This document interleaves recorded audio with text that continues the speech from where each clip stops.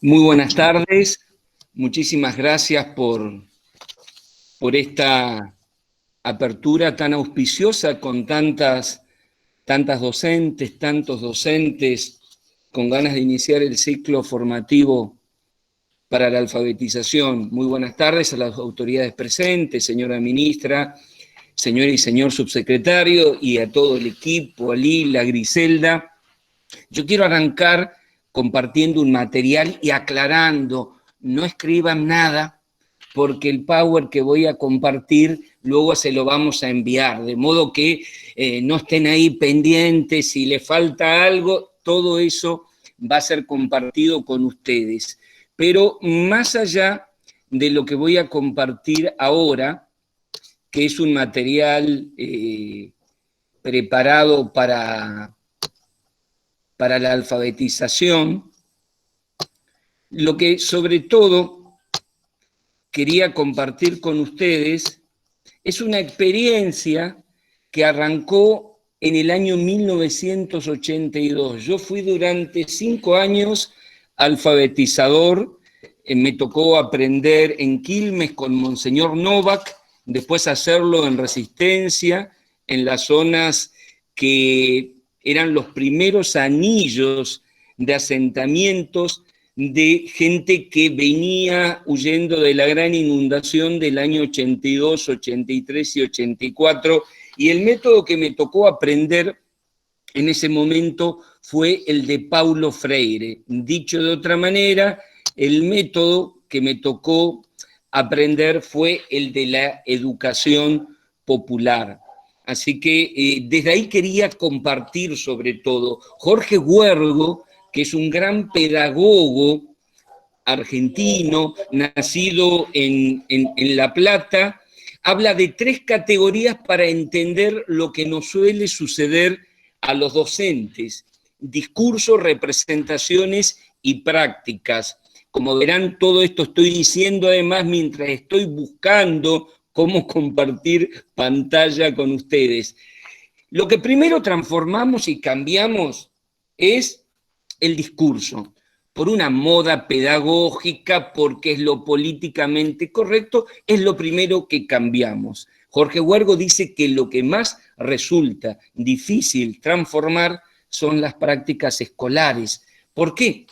Porque eso que algunos llamaron hace mucho tiempo currículum oculto son las representaciones que pesan a la hora de ver, sin decirlo, a nuestros alumnos y a nuestras alumnas y comunicarles, muchas veces sin decirles, vos podés, vos no podés. Esa mirada pedagógica que cierra o abre mundos. Por lo tanto, lo que me propongo a lo largo de esta primera parte es construir con ustedes una serie de conceptos, como una red conceptual, para que evitemos los sobreentendidos y entendamos cada uno de los conceptos. La subsecretaria de Educación me pidió que hablara desde la perspectiva de la inclusión social y de la justicia educativa. Yo trato de conceptualizar y contextualizar para poder tener junto con ustedes un marco teórico común. Esperen que intento nuevamente compartir en la pantalla. Sí.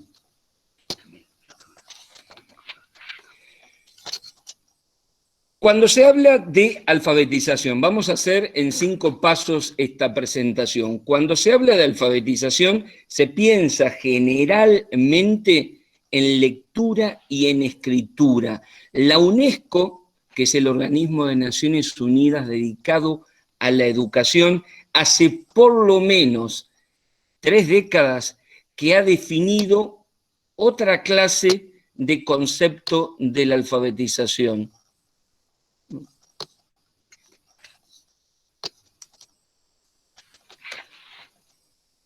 A ver si...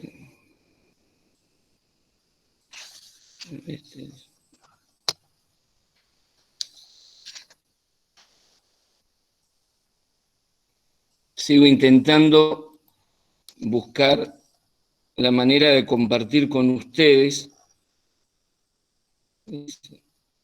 Está. Perdón, la alfabetización desde la perspectiva de la educación de adultos y de la pedagogía de la educación popular. Decía, primera aproximación al concepto de alfabetización. Lo primero que podemos decir es lectoescritura. Sin embargo, desde la educación popular, la alfabetización que proponemos es la que se plantea leer el mundo a partir de las distintas habilidades, capacidades y destrezas que tienen que ver con lo lingüístico, pero también con lo cognoscitivo. Comprender el lenguaje escrito, que es la herramienta fundamental para organizar, sistematizar y conservar la información a través del tiempo. Es un proceso de lo más complejo. Fíjense que nosotros estamos hoy reconociendo en primaria que ese proceso para un niño que recién comienza, estamos hablando de primer y segundo grado, es un bloque pedagógico completo.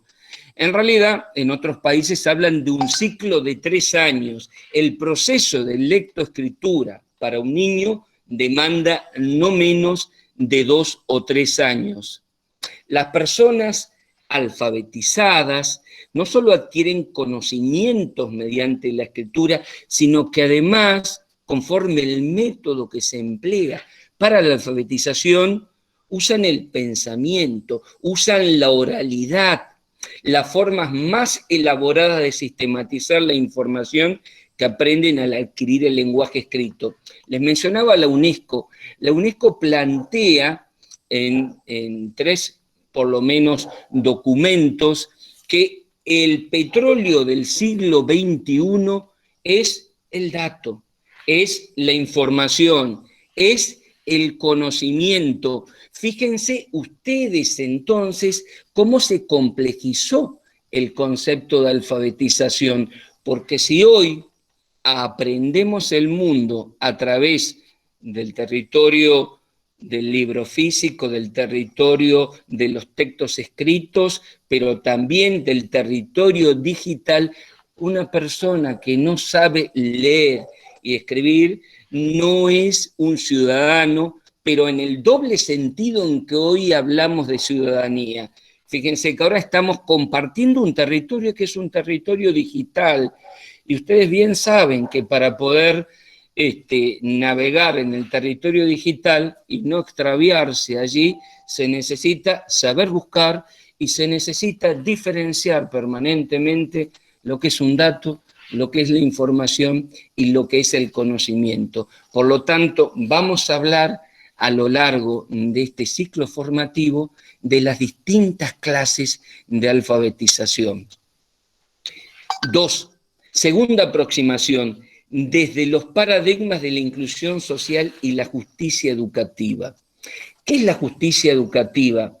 Es una perspectiva que vincula la educación y la sociedad y sobre todo nos plantea que según los grados de inclusión que se alcancen en el sistema educativo, nuestros sistemas educativos reproducen o no las desigualdades sociales que están fuera de la escuela.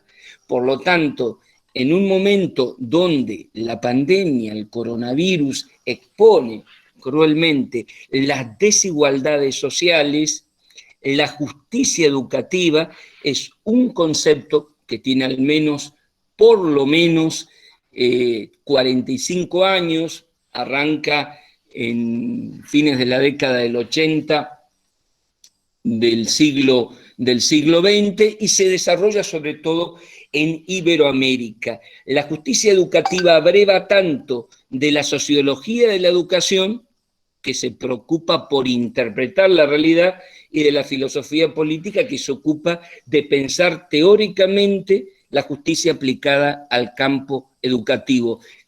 ¿Qué es justicia educativa? Un sistema educativo donde quienes tienen que estar en el sistema escolarizado estén en el sistema escolarizado. Y en términos de lo que estamos nosotros abordando ahora, un país que tenga como dato menos del 2% de analfabetismo. Después ya vamos a ver por qué este dato es muy importante y por qué el núcleo duro del analfabetismo demora mucho tiempo en ser erradicado. Pero se considera un país libre en analfabetismo aquel que tiene en un proceso sistemático y sostenido entre 2 y 1% de analfabetismos.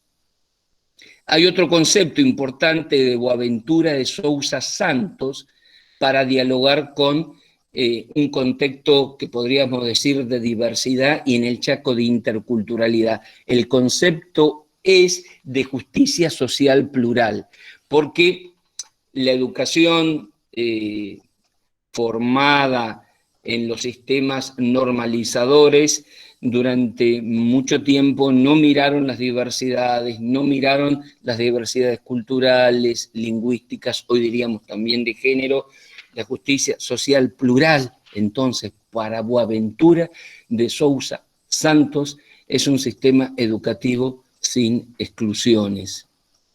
Para un mexicano de la Universidad Nacional de México, Jesús Aguilar Neri, este concepto aparece con la globalización allá por la década del 90, donde por un lado se asiste a grandes procesos de transformación de los sistemas económicos, transformación de las situaciones de trabajo, pérdida de trabajo, desigualdad social, pero al mismo tiempo transformaciones educativas de los marcos teóricos que hicieron ver en los sistemas educativos y en la educación la llave para cortar la brecha de desigualdad. Sobre todo, vamos a estar hablando de pensamiento producido en Iberoamérica. Adoptar esta perspectiva de inclusión social y de justicia educativa significa asumir a la educación como un derecho humano, social, con el horizonte igualitarista que es clásico de la Argentina, porque aquí la educación pública desde Sarmiento tiene una fuerte impronta. Y como el hecho político por excelencia, en tanto su propósito es la formación de una ciudadanía crítica y solidaria. Acá viene algo que a mí me apasiona mucho. Al momento de definir conocimiento, la necesidad de hacer una caracterización epistemológica de qué entendemos por conocimiento. Recuerden, epistemología es la teoría del conocimiento. Yo puedo definir al conocimiento del paradigma positivista como un instrumento para entender la realidad válido en todo tiempo, en todo espacio, neutro y objetivo. Desde el paradigma interpretativo es un instrumento para interpretar la realidad. Desde el paradigma sociocrítico, un instrumento para transformar la realidad, para comprender la realidad y transformarla en todo aquello que ésta tenga de injusto. Yo copié, escribí la definición, sin embargo, desde la pedagogía de la emancipación. Va a parecerles que es muy similar al del pensamiento paradigma sociocrítico. Vamos a ver la diferencia. Conocimiento es el instrumento para comprender y transformar la realidad en todo aquello que ésta tenga de injusto, junto con aquellos y aquellas que la viven y sufren. En el paradigma mencionado anteriormente, sociocrítico, ya no era solamente interpretar, era transformar, pero había la misión paternalista de enseñar a los que no saben. Entonces, el cambio en la pedagogía de la emancipación que viene de la mano de la educación popular está bien, instrumento para comprender y transformar la realidad en todo aquello que ésta tenga de injusto. Definición del conocimiento. Y acá está lo dialógico, junto con aquellos y aquellas que la viven y sufren, porque para la educación popular nadie puede enseñar si no está dispuesto a aprender. A esto llamamos perspectiva epistemológica emancipadora. 3 condiciones de posibilidad para alfabetizar en el siglo XXI. Para quienes nos escucharon anteriormente, les digo, no se preocupen si voy rápido con esto, porque todo este material, más los vínculos para acceder a la información, para ampliar conceptos, se los van a mandar, se los vamos a enviar hoy mismo. ¿Cuáles son entonces las condiciones de posibilidad para alfabetizar en el siglo XXI? Hablé de distintas clases de analfabetismo como producto de que se transformó brutalmente la sociedad en las últimas décadas, cambios tecnológicos, científicos, por lo tanto, todos los conceptos y categorías que tienen que ver con cómo capturar o aprender la realidad, al complejizarse la realidad, tienen que complejizarse también. Nosotros tenemos la primera definición, analfabetismo absoluto. Nos vamos a preocupar por el analfabetismo absoluto. Ustedes van a trabajar pensando en el mapa del Chaco y dónde están aquellos que no saben leer y escribir. Vamos a pensar también cuál es el analfabetismo funcional, porque como decía Lila, aquella persona que hizo un proceso de alfabetización de 6 meses, muy bien, pero luego no fue insertada en el sistema educativo formal, en una escuela primaria para adultos, con el tiempo, en menos de un año, es un analfabeta funcional. ¿Qué significa? Puede reconocer, puede deletrear el alfabeto, pero no puede manejarse a través de la lectura y la escritura. Por lo tanto, la cantidad y calidad de palabras que incorpore una persona en su proceso de alfabetización y cómo pueda apropiarse de esas palabras para nombrar su mundo inmediato, para nombrar su mundo de esperanza, para nombrar hasta su bronca, de otra manera, a cómo la venía diciendo, y que eso se transforme en una práctica social, la de leer y escribir, porque considera que es fundamental para su vida, es aquella situación que va a sacar a una persona del analfabetismo absoluto y no la va a dejar en el funcional. Vamos a ver una diferencia entre el analfabetismo funcional, que además yo les di un ejemplo muy concerniente a lo que nos ocupa, el analfabetismo absoluto y cómo puede devenir en funcional. Pero pensemos en que para comprender lo que leemos, para comprender lo que escuchamos, para hacernos comprender a través de la palabra escrita, hacernos comprender a través de la oralidad, necesitamos un piso lingüístico hoy. Argentina 2020 de no menos de 3.500 o 4.000 palabras. Mochila lingüística. ¿Cómo hacemos para tener 3.500 o 4.000 palabras? No hay otra que leer. La lectura diversa y variada de no menos de 8 libros por año, pero además la conversación, el diálogo, el saber escuchar, el tener buenos intercambios dialógicos es lo que nos posibilita tener cantidad y calidad de palabras.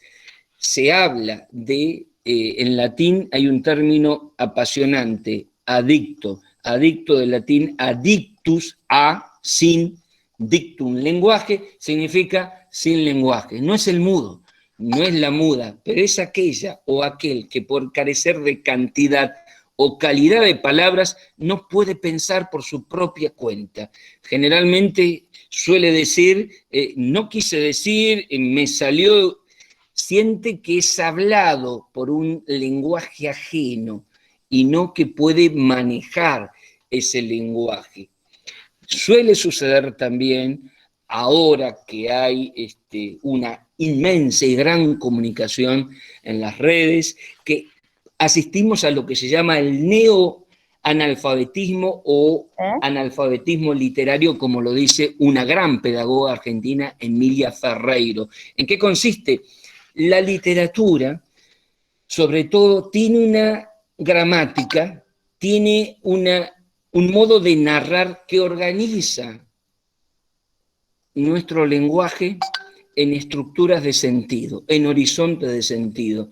Saber narrar, saber contar algo, saber exponer con claridad y con precisión son destreza, cualidades, macrohabilidades que se adquieren a través de procesos complejos, convertirse en un lector, convertirse en una lectora y además desear leer y tener a la lectura no como un hábito que es un término de un paradigma viejo, ligado a la rutina, tomar a la lectura como una práctica social.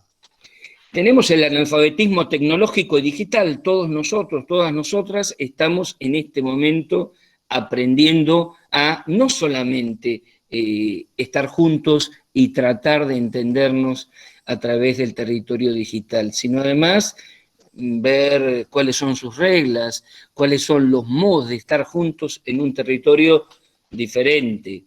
El analfabetismo científico cuando no podemos razonar a través del lenguaje simbólico de las matemáticas, del lenguaje de la lógica, del lenguaje del pensamiento más formal, de la lógica formal. Y algo que me quiero detener a hablar sobre todo con ustedes, con docentes. El analfabetismo cultural y académico para formar ciudadanos plenos, libres de toda clase de analfabetismo. Lo que yo estoy haciendo ahora en educación superior, si estaríamos en la materia de alfabetización académica, correspondería. ¿Qué estoy tratando de hacer? Construir una serie de conceptos para no manejarnos con sobreentendidos y de marcos teóricos para saber desde dónde estamos hablando. Suele suceder que un analfabeto académico o académica puede hablar maravillosamente, pero cuando uno le pregunta ¿desde dónde estás hablando? ¿Desde qué marco teórico? ¿Cuál es la bibliografía? ¿Cuál es el método de ese marco teórico? No puede dar cuenta de eso. Ese es el analfabeto académico o epistemológico. Por eso, esta no es la única manera de enseñar. Hay otras teorías, hay otros paradigmas, pero es bueno plantear que estoy hablando desde un paradigma, que estoy hablando desde una teoría y que puede haber otras y que ustedes son libres de elegir cuál paradigma, cuál teoría es la que mejor tiene que ver con lo que ustedes piensan. En cuanto al analfabetismo cultural, Paulo Freire nos enseñó en Pedagogía del Oprimido a través de un axioma jesuítico maravilloso. Para poder enseñar latín a Pedro, hay que saber tanto latín, condición necesaria pero no suficiente, ustedes pueden agregarle matemática, lengua, filosofía, lo que sea, hay que saber tanto latín como saber y desear conocer a Pedro. Para poder enseñar latín a Pedro, hay que saber tanto latín, la disciplina, lo cognoscitivo, como saber y desear conocer a Pedro, a su mundo, a su comunidad. Ahí está la alfabetización cultural fundamental que todo alfabetizador, que toda alfabetizadora tiene que recorrer. ¿Quiénes son los sujetos de la alfabetización? ¿Dónde están? Primero, en un territorio intercultural y bilingüe.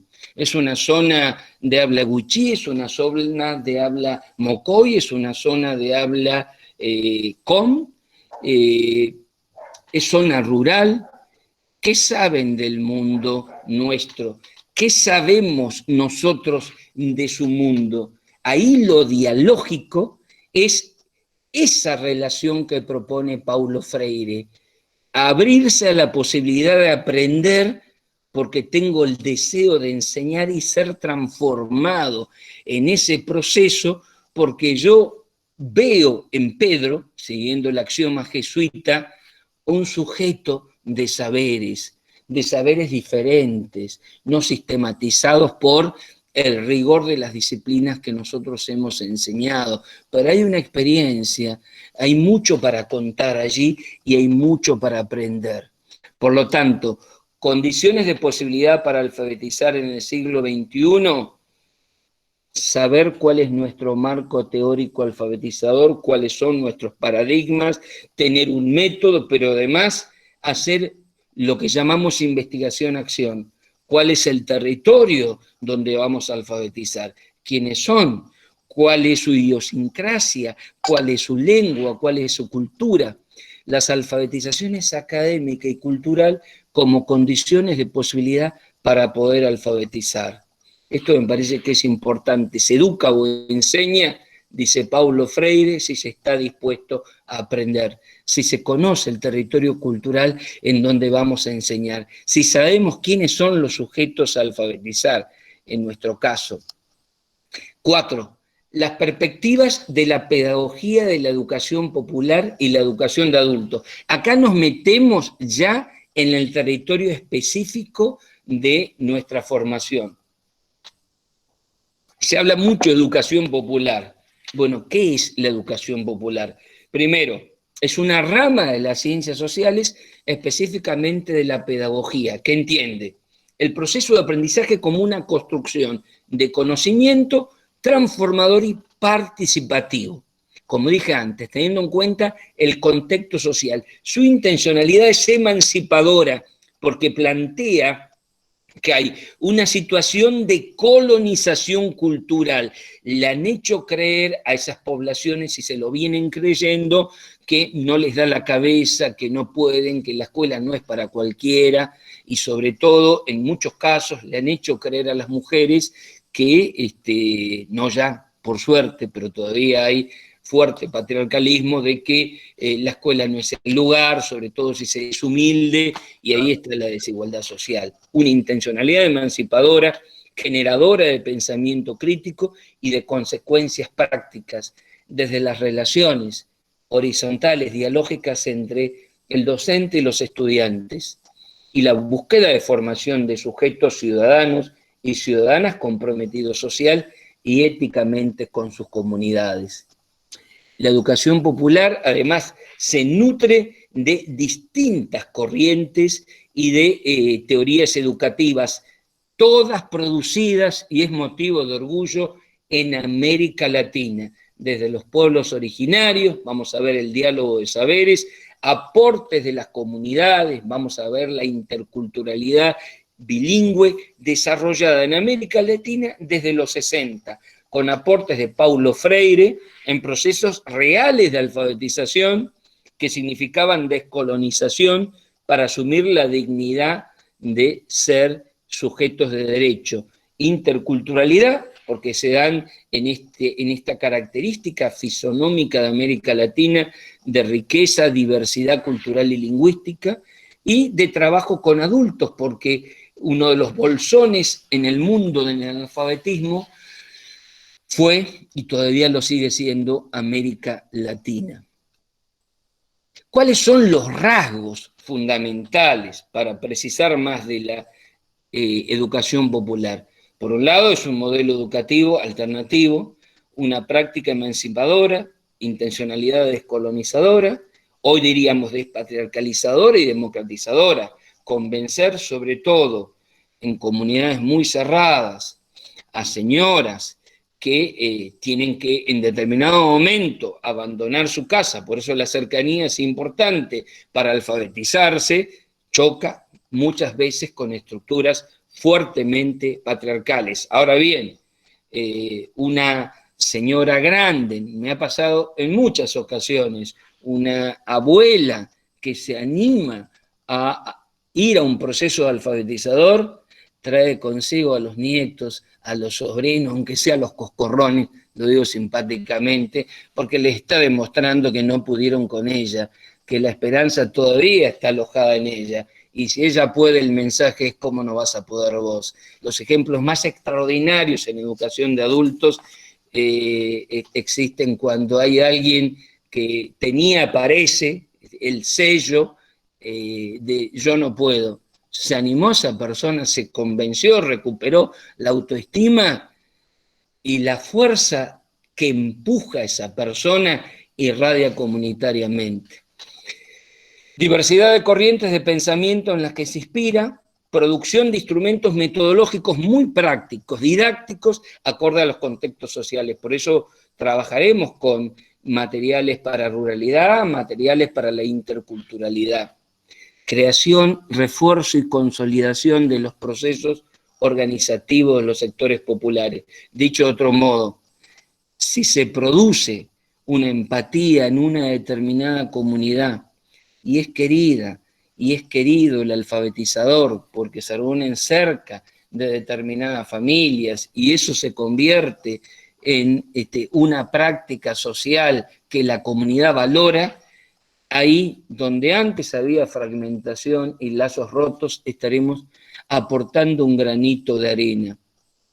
Sus fuentes y orígenes: los pueblos originarios, las comunidades más desvalidas, la educación intercultural bilingüe, la educación comunitaria, de la cual Paulo Freire es su precursor,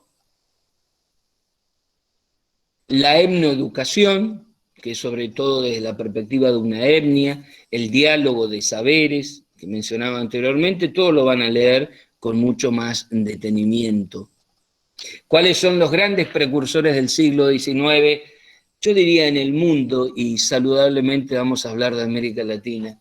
Simón Rodríguez, el maestro de Simón Bolívar, en la década del 20 del siglo XIX, acuñó una frase inmortal cuando pensaba en cómo construir la educación por fuera de lo que había sido la educación colonial española, que nos convertía en vasallos de un imperio, de un reino, escribió: o inventamos o erramos. La América no debe servir originalmente, sino debe ser original. Crearemos la educación que sea necesaria para recuperar la dignidad de nuestros pueblos.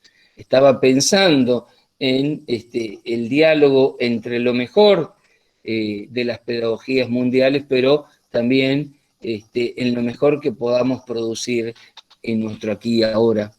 Simón Rodríguez, entonces venezolano, aunque no se olviden que en ese momento se llamaba la Gran Colombia. José Martí, el cubano del siglo XIX, que escribió un libro maravilloso, se llama Nuestra América, definió qué es ser culto y qué es ser libre. Un hombre libre es un hombre culto. A veces dijo también un hombre culto es un hombre libre.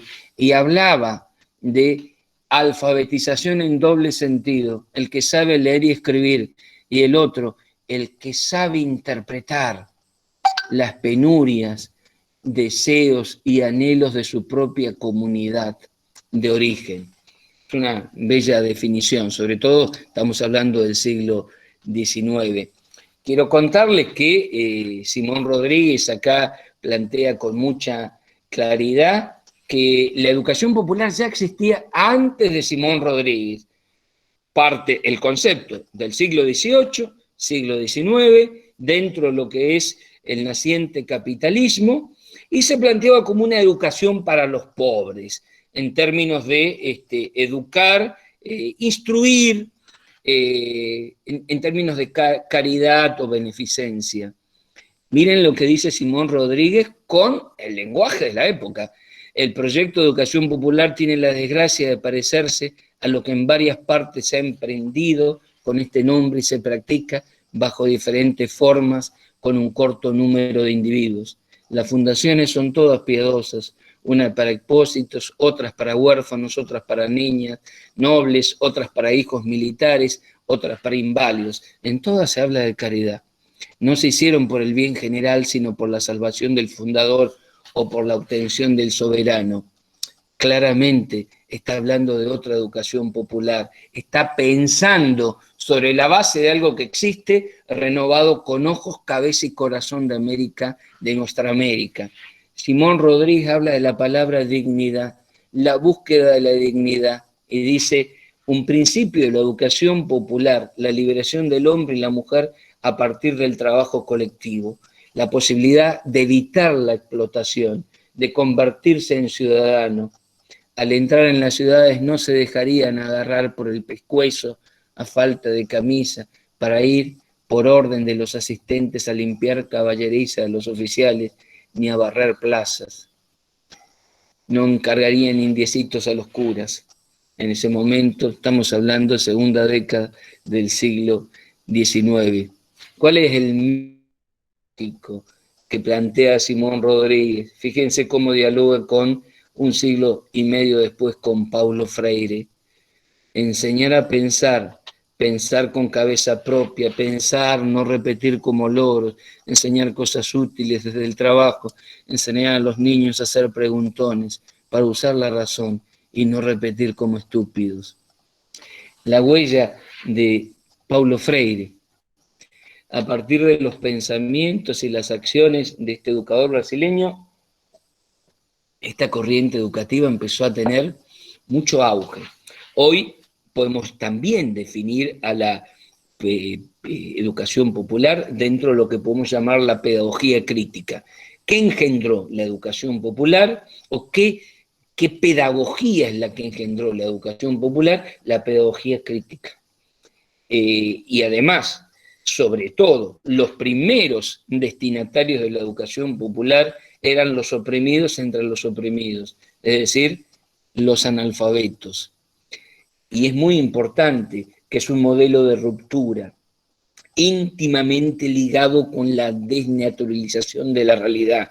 Un analfabeto, decía Paulo Freire, es aquel a quien han convencido que él no puede, que ella no puede. ¿Cuál es la metodología de la educación popular y su objetivo? Cambiar, contribuir a cambiar la sociedad gracias a la alfabetización. Por lo tanto, acá se advierte claramente, no estamos hablando solamente a leer y escribir, sino a enseñar a pensar y a usar ese pensamiento, ese conocimiento como un instrumento para comprender su realidad, recuperar la autoestima y contribuir junto con otros, nunca se alfabetiza una sola persona, sino un grupo, a transformar la realidad inmediata comunitaria. El principal método es el método del diálogo, es decir, lo que más se utilizan son los recursos orales, un diálogo adaptado a cada contexto, a cada característica del contexto, a cada grupo. ¿Cuáles serían las fases? Primero, inmersión del educador en la forma de vida, cultura y lenguaje de los educandos. Esto vamos a llamar el proceso de alfabetización cultural comunitaria del alfabetizador o de la alfabetizadora, para construir un lenguaje común, para ser aceptado. Creación de grandes láminas con dibujos que representan escenas de la vida cotidiana de los educandos. Estos son en palabras de Paulo Freire, no estoy diciendo acá ninguna receta, por favor, simplemente contando cómo se le imaginó Paulo Freire. Creación de círculos de discusión en los que se van debatiendo sobre lo que se ve en cada lámina. Tienen que verse en cada lámina, tienen que proponer las láminas y hasta dibujarlas. El educador no es pasivo, sino que escucha y va anotando las primeras palabras significativas que surgen, llamadas palabras generadoras, que surgen del grupo.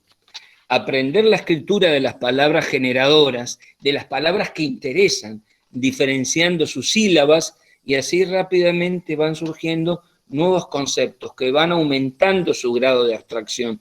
Por eso la conversación es muy importante. Generalmente en procesos de lectoescritura, decía Paulo Freire, uno utiliza determinadas palabras que no tienen nada que ver con el mundo inmediato. Por eso vamos a ver hasta qué punto hay que pensar en una educación para adultos y allí la especialidad de lo que vamos a ver nos va a dar respuestas. Discusión y escritura de conceptos abstractos. Llegan de manera natural si hay este método dialógico. Proceso. El proceso de educación popular que es circular tiene varias etapas, que es un poco lo que yo planteé, pero la condición de posibilidad es el primer momento de investigación, acción del alfabetizador o de la alfabetizadora. Dos conceptos que lo estudiaron seguramente en espacios de sus carreras en el trayecto didáctico. La educación popular liberadora se contrapone a la educación bancaria. Esta última entiende a los participantes del proceso educativo como recipientes que pueden ser llenados de conocimiento. La educación popular, en cambio, se caracteriza por ser un espacio de diálogo, encuentro y reflexión, un ida y vuelta a través de la superación de la contradicción, el que sabe y el que no sabe, Nadie educa a nadie desde el vacío. Todos aprenden y generan conocimiento popular y colectivo. La teoría de la educación popular tiene los siguientes puntos. Es crítica, es dialéctica, es un diálogo. Transformar al sujeto que aprende porque está dispuesto a transformarse el sujeto que enseña a partir de un proceso dual, dialógico. El contexto, la persona siempre se relaciona a un contexto social.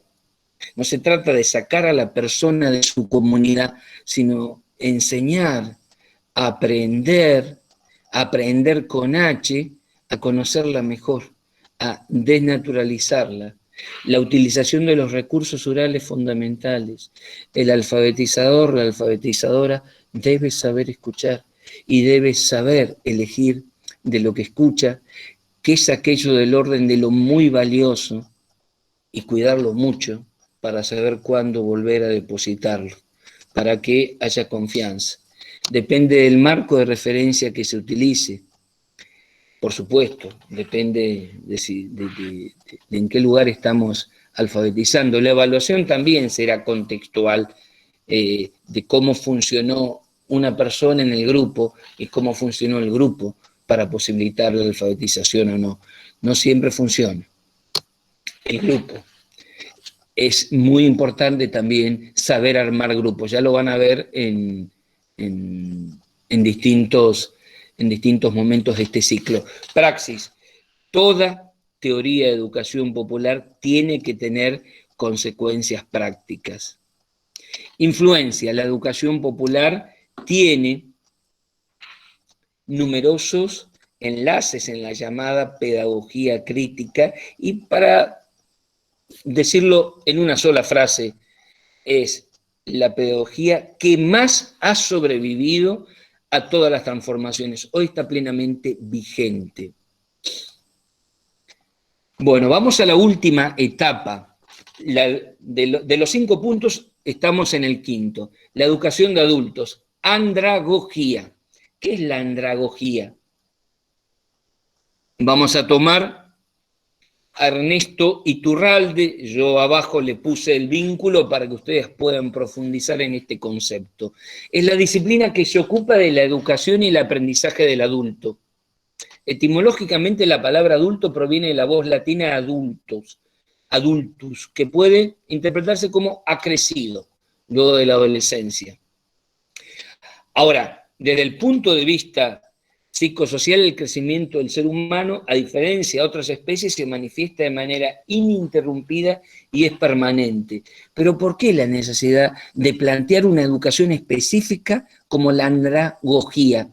Porque el adulto tiene características específicas y porque enseñar a un adulto que le han convencido que no sabe nada es, en un punto, traspasar grandes barreras, grandes defensas, y eso es, en el orden de lo psicológico, muy complejo. Por lo tanto, el instrumento que vamos a tener para comprender al sujeto adulto es la andragogía.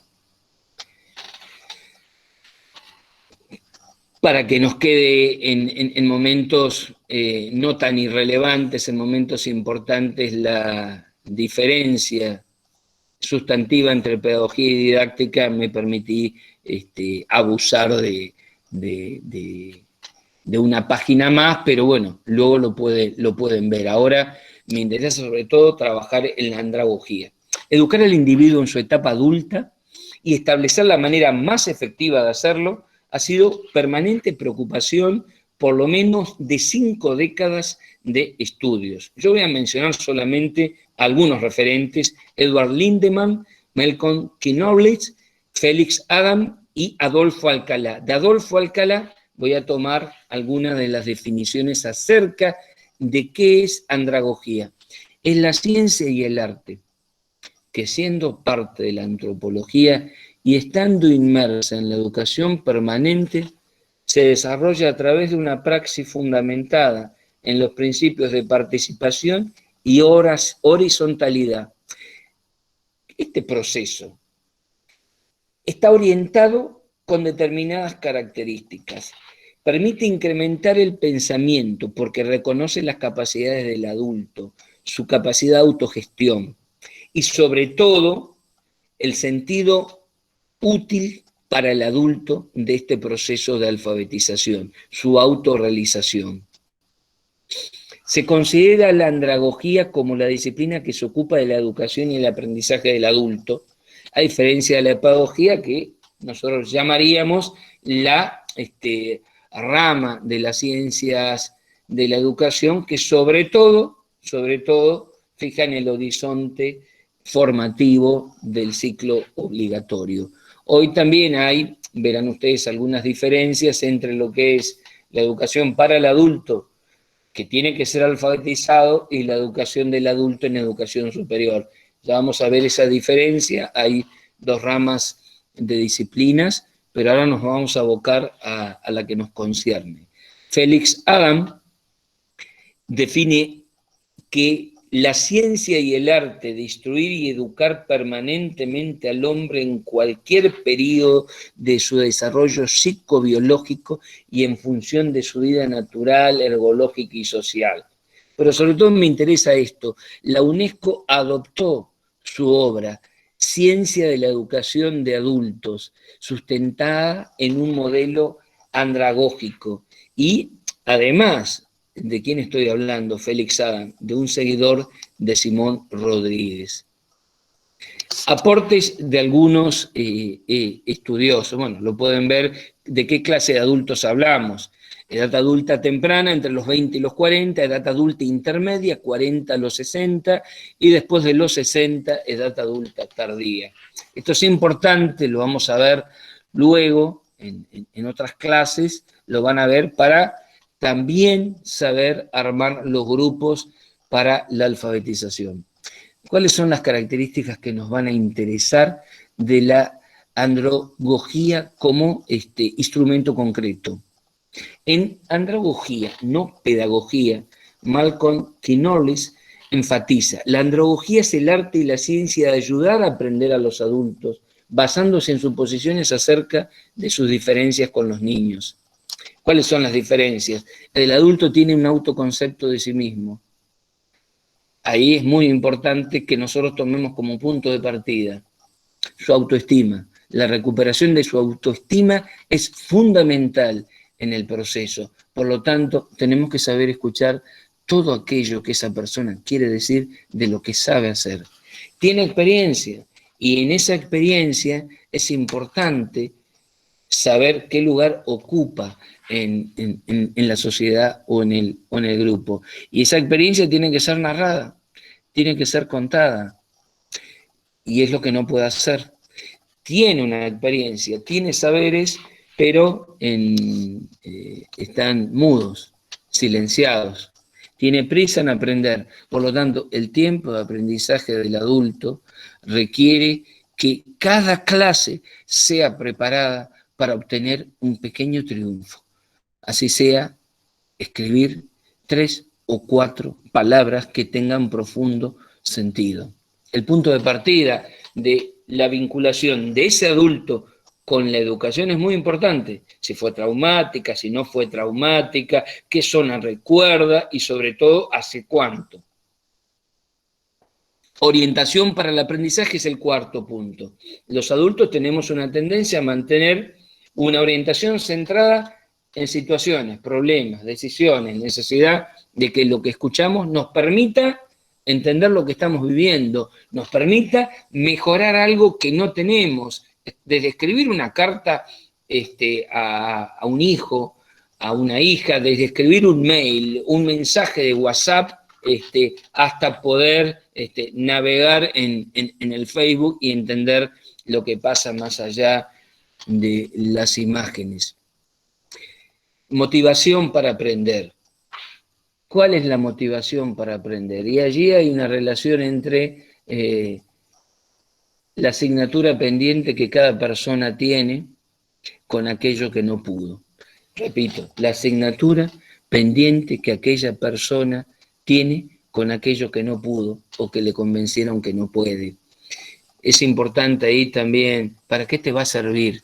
Uno tiene que estar preparado como alfabetizador para pensar, cuando conoce un lugar, cuando está en un territorio, para qué en este lugar es fundamental saber leer y escribir, pensando lectura y escritura en todos los territorios, físico, digital, en la red familiar, de amigos, ¿para qué puede servir? Digo, en esto no hay sobreentendidos ni obviedades, y es pensar situado. Estamos terminando. El modelo andragógico tiene 4 componentes. Por un lado, el participante adulto, ¿sí? Siempre vamos a pensarlo en grupos. Saber elegir a los grupos combina el deseo de estar con ciertas personas. Sobre todo piensen, señoras que salen de su casa, con quienes va a sentirse más a gusto. El andragogo, es decir, ¿qué es el andragogo? Alguien que está aprendiendo o ha aprendido las condiciones para enseñar a los adultos, para conocer a los adultos, los participantes, que es el grupo que va a interactuar con ese participante adulto, y el entorno, qué clima crear, de cuántos son, de cuánto tiempo son las clases, qué objetivos nos vamos fijando, qué objetivos se plantea el grupo, cómo nos comunicamos esto. Yo sé que estoy muy excedido de tiempo, pero quiero decir 3 cositas y ahora voy a mirarlos y dejar de compartir pantalla, a ver si funciona. Bueno, les quiero contar algo que es una experiencia maravillosa para que toda esta teoría baje a la tierra. 2002, agosto del 2002, en una escuela de resistencia está una nena con cara de me pasan cosas y no puedo contarlo. La maestra, segundo grado, la maestra dice, composición, escriban fin de semana. ¿Qué hicieron el fin de semana? La nena escribió una sola oración, no hay sol, hay sin H, 7 años, y se quedó estancada en que no hay sol. La maestra va retirando todas las hojas, todos los cuadernos, y mira la carpeta de Mariana. Mariana se llama esta nena. Y mira y dice, no escribiste nada. Y le dice, tenés que aprender a escribir, Mariana. Tenés que aprender a escribir. Y un compañerito dice, va a ser analfabeta como su mamá. Risas en el grado, muchas risas. Mariana no muestra ningún tipo de reacción, pero termina la hora, nadie sabe dónde se fue, abandonó la escuela. Pasa 1, 2, 3 días, pasa una semana, Mariana no va más a la escuela. En ese agosto del 2002, en ese grado de una escuela del Gran Resistencia, 7 nenas y nenes abandonaron ese grado. Llegó fin de agosto y la maestra, cansada, dijo, yo renuncio, me voy a otra escuela, en este lugar no se puede aprender, no se puede enseñar, no hay deseo de progresar, etcétera, etcétera. Llaman por listado a otras maestras, la primera maestra que viene intenta infructuosamente dialogar con ese grupo, el grupo estaba como una muralla, dicen, no me quieren, no quieren hacer las actividades, corren todo el día, se pelean y faltaban 7 niños. Llega otra maestra y ya la directora le dice, mira que es bravo, y le anticipa todo lo que puede llegar a suceder. Analía se llama esta maestra, que además, cuando escucha que se fueron 7 chicos, pregunta, ¿y dónde viven? No, viven por acá, nomás por el barrio. Entonces le pide un día para decirle si va a aceptar o no. y le pide saber dónde viven a otra maestra que la conocía hace mucho tiempo. Y le dice, mirá, vos tenés que ir allá a la casa de fulana, que es la que te va a decir dónde están las demás mamás y por qué no vienen. Pero es muy difícil, este lugar es muy difícil. Va Analía, golpea la puerta de la casa de la mamá de Mariana. Y la mamá de Mariana es un ropero, parece, flaquita, pero parece un ropero que no va a dejarle entrar. La convence, pero la mamá le dice, mi hija sufre en la escuela, no quiero saber nada. Le dice, a mí me ofrecieron que vuelva a ser, que sea maestra del grado de Mariana, pero yo quiero primero hablar con usted para que me diga por qué Mariana no va a la escuela. Y eso parece que es como una llave que le permite ingresar. Entra, dialogan y se queda maravillada Analía con todo lo que descubre de esa mujer. Esa mujer es analfabeta, la mamá de Mariana, pero en ese momento, ¿se acuerdan del Club del Trueque? Esa mamá organiza el Club del Trueque, organiza la solidaridad del barrio. Allí donde un vecino necesita algo, ahí está la mamá de Mariana. Entonces, terminada la conversación, le dice, yo quiero que Mariana vuelva a la escuela porque yo necesito ser la maestra de un grado completo, pero quiero que me ayude además a golpear las otras puertas de las otras casas y recuperar a los otros niños que faltan. Y la mamá de Mariana le ayuda a recorrer el barrio y golpear 6 casas más. Voy abreviando. Convence a todas las mamás y se convierte en la maestra de un grado completo.